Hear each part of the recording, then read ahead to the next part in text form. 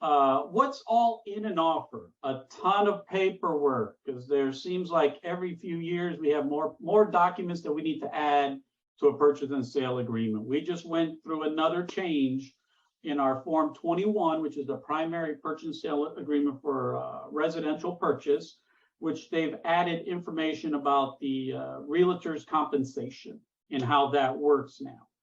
Something that when we get into our consultation and we discuss the forms, we go into depth. But for now, I'm just going to quickly glance over. Once again, purchase and sale agreement, Form 21. This is the primary 6-page form that we use, which is basically telling the seller, hey, this is what we're willing to offer and purchase. This is the earnest money we're going to use. This is the title and escrow company we're going to use, and a variety of other information. With that, we're going to include the pre-approval letter from the lender. No seller is going to get under contract unless they have some sense that you've already done some of the legwork in preparation for buying a home.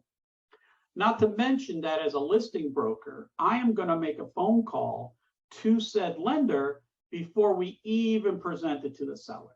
I want to talk to the lender. I want to understand who the lender is. If I personally never worked with the lender, I want to get some background on the lender. I want to know how firm and sure we are that this buyer is qualified to buy. Are they underwritten? Because there's a huge difference between pre-qualified, pre-approved, and underwritten. Pre-qualified just means that you've answered a few questions and they believe you can purchase.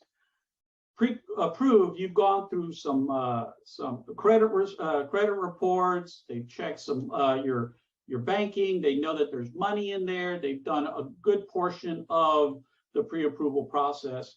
But underwritten is they've gone through the whole financial checkbox. They are good to go from top to bottom. They are solid. Usually the underwritten letters are stronger than a pre-approval, but a pre-approval letter is pretty strong just because maybe they just have a couple of more steps to take. Either way, pre-approval letter, pre-approved, underwritten are the best ways to go. Your financing contingency form 22A, once again, highlights what kind of lending you're using. Is it going to be conventional, FHA, USDA? Is it VA? Is it cash? Is it a combination of things? How much money you're putting down? What's the time frame before the seller needs to say, hey, where are we with financing, and a variety of other steps that are taken. Inspection contingency form 35.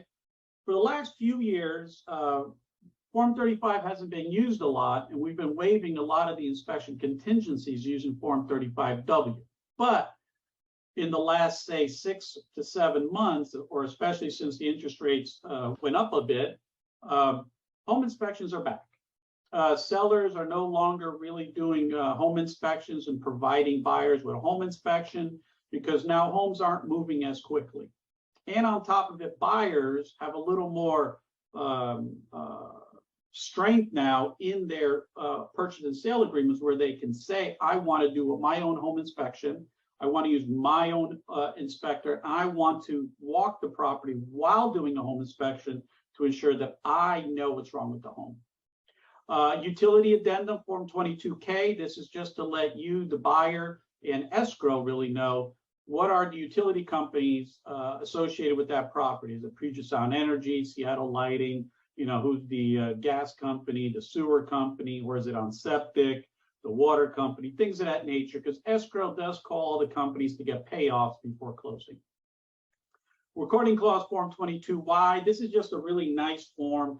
It saves all parties from one side or the other terminating. It's a if at the county level on the day of closing, they don't record at the county. But yet everything else is done. Funds have been distributed. Everything's been done. The only thing that we need is the county to record. So what this means is basically says if we don't record on the night of closing, it just shifts to the next business day. But otherwise, no one can terminate because of it. Lead-based paint addendum of Form 22J. This is for any home that was built before 1978.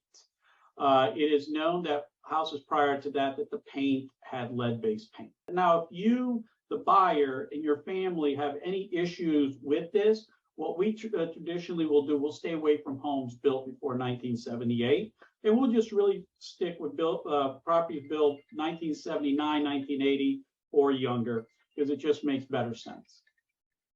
Seller disclosure form 17, that is basically when the seller fills out a 6-page form detailing what they know about the property. There's a bunch of questions in there where they say yes, no, don't know. Some of them require additional information that they add to it, but it's something that you and I will go over in detail so we're sure we understand it, so that if we do go under contract and then we do have questions about it, we then have 3 days to respond. Buyer brokerage firm compensation form 41C. This is a new form that we use now in conjunction with form 21 because we as real estate brokers, we get paid a commission from the listing. And so when we have a scenario where maybe the buyer is getting some sort of compensation from us as the buyer's broker, or let's say that the seller is not offering commission, or they're not offering the same type of commission where you and I have contracted in a buyer's agreement. This is the form we use to notify the seller of said compensation requirements. Multiple agents form 42A. This is a form that Marissa and I use extensively because we work together on a lot of transactions, probably God knows how many transactions together, because we represent so many buyers. We do the home buyers class, so we work with a lot of buyers to include listings. And so we use a form 42A to acknowledge to all parties that there's 2 of us. Because on form 21, it usually is only going to be 1 broker showing on that. Form 42A just acknowledges there's a second broker so that you, the buyers, the sellers, the listing broker, the escrows, everybody, the lender know that there's 2 of us and we both can answer any and all questions that are part of the transaction.